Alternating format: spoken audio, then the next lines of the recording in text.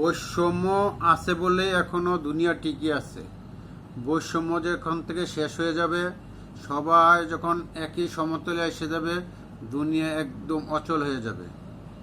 এই জন্য আল্লাহও কিন্তু বৈষম্য করে আমাদের জন্ম দিয়েছে। সবাইরে কিন্তু আমাদের রাজার ঘরে বানায় নাই। কেউকে কামার ঘরে জন্ম দিছে, কেউকে মুসির ঘরে পাঠাইছে, কেউকে কৃষকের ঘরে পাঠাইছে, কেউকে শিল্পপতি ঘরে পাঠাইছে।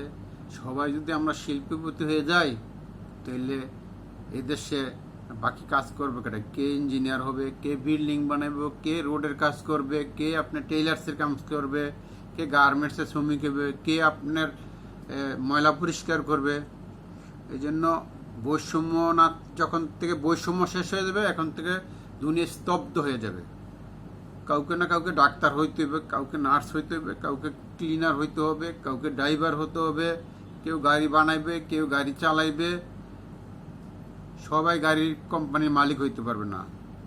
আবার যদি সবাই যদি লেবার হয়ে যায়, তারপরেও কিন্তু দুনিয়া চলবে না।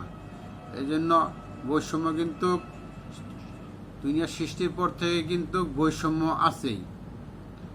সৃষ্টিকর্তার থেকে কিন্তু বৈষম্য চলে আসছে।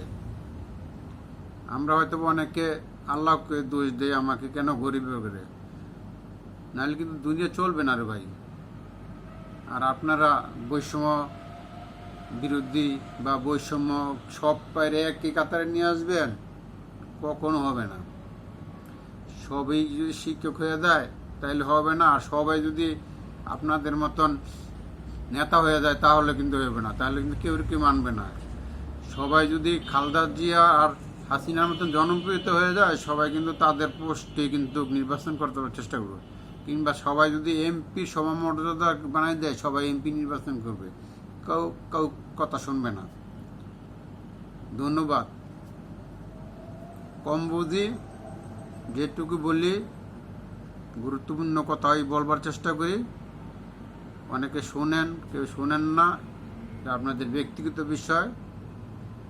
ধন্যবাদ সবাইকে, ভালো থাকবেন।